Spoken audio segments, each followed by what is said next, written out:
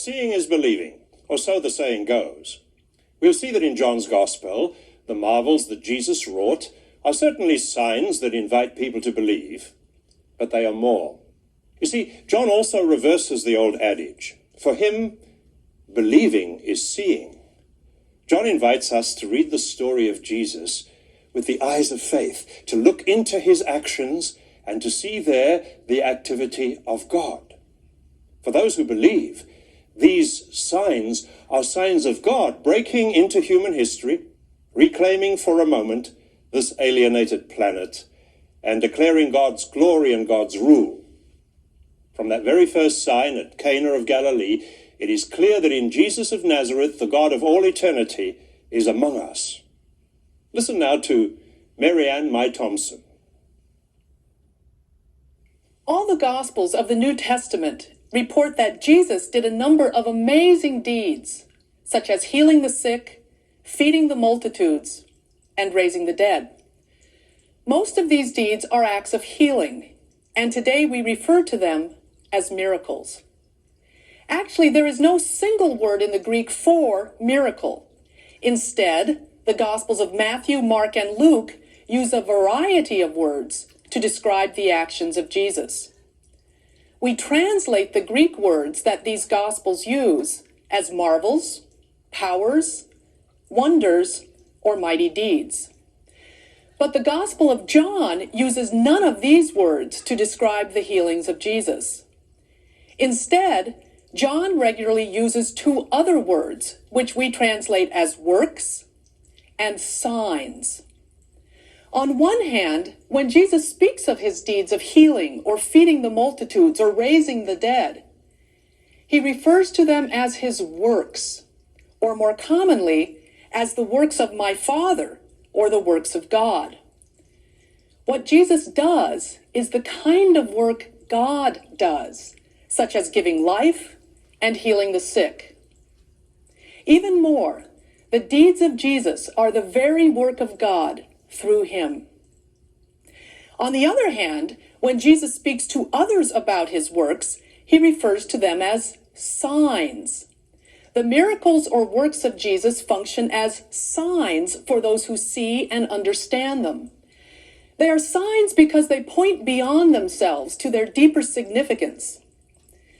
This fact can be illustrated by looking at the background of the word sign. The word sign comes to John from the Old Testament. In the Old Testament, the word does not necessarily refer to an act of healing. In fact, it rarely does so. For example, the plagues that God visited upon the Egyptians at the time of the Exodus are called signs. But in the Old Testament, a sign does not have to refer to a miraculous or amazing deed. Some prophetic signs are recorded in the Old Testament as well.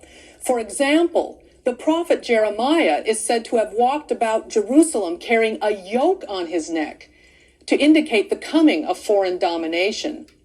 The act of carrying the yoke was a sign of that domination.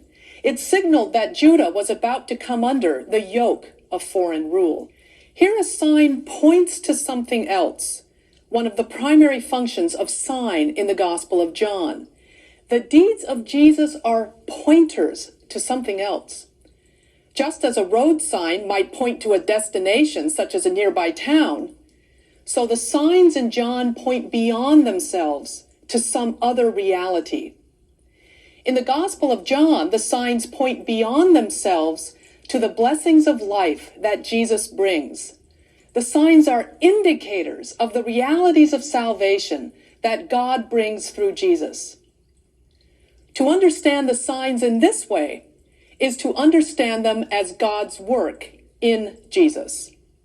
This signifying function of the signs in John is most evident when Jesus himself explains a particular sign.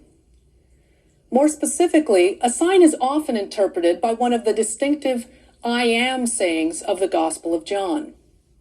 So, when Jesus feeds 5,000 people, he follows with the declaration, I am the bread of life.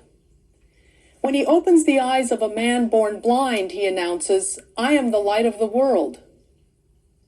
At the raising of Lazarus from the dead, he proclaims to Martha, I am the resurrection and the life. The joining of a sign with an I am saying shows that the signs are not ends in themselves. They point beyond themselves to what Jesus brings and what he embodies in his very person. To understand truly what a sign is all about means not simply to see that Jesus has fed 5,000 people, but to see that Jesus himself embodies the sustenance that God provides for humankind. He is the bread of life. To understand the significance of the healing of the man born blind, one must come to see that Jesus is the light of the world. We can speak of two levels of perception involved in seeing a sign: sight and insight. One can see that a miracle has been done and fail to grasp its greater significance. In chapter 6, John tells us that Jesus fed 5,000. These people understood that a miraculous deed had been accomplished, for later they are reported as seeking Jesus, who rebukes them with the words, "You are looking for me because you ate your fill of the loaves." They have sight, but no true insight into the person of Jesus, and many of them abandon him when they fail to understand his claims. Those with true insight are represented by Peter, who makes the confession to Jesus, "You have the words of eternal life." The accounts of the other signs in the Gospel of John make the same point, although not always as directly. For example, in chapter 2, Jesus changes a large quantity of water into choice wine at a wedding feast. He meets no obvious physical or spiritual need when he does so. What does this sign signify, or point to, or tell the reader about Jesus? John writes that Jesus revealed his glory, and his disciples believed in him. But what is this glory? The key to understanding this story lies in the abundance of wine that is made. An abundance of wine is a consistent Old Testament figure for joy in the time of salvation. In certain first century Jewish documents, there is the hope that in the days of the Messiah, all vineyards will be phenomenally fruitful. One vineyard will have 10,000 vines, and on one vine there will be 10,000 branches, and on one branch 10,000 shoots, and on every shoot 10,000 clusters, and in every cluster 10,000 grapes, and pressed from every grape 25 measures of wine. That's an abundance of wine. Jesus supplies just such an abundance. This sign puts into action what is written earlier in the gospel. From his fullness we have all received grace upon grace. This sign points to the promise that the coming age of salvation will provide an abundance of God's blessings. The deeds of Jesus offer a foretaste of that abundance. In John 4, we have the account of the healing of an official son, which emphasizes the power of Jesus' word to bestow life. Jesus says to the official, "Go, your son will live." And it happens in that way. Similarly, at the beginning of chapter 5, Jesus heals a man who has been ill for 38 years, lying beside a pool in Jerusalem, waiting for someone to come and help him.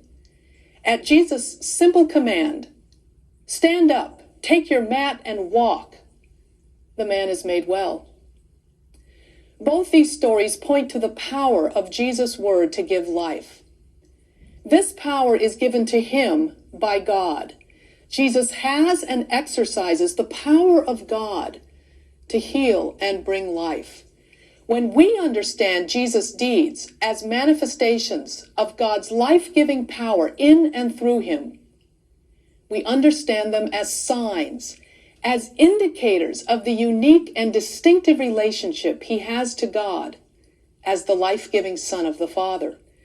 Finally, the significance of Jesus' signs in John is emphasized by the kind of response that is called for.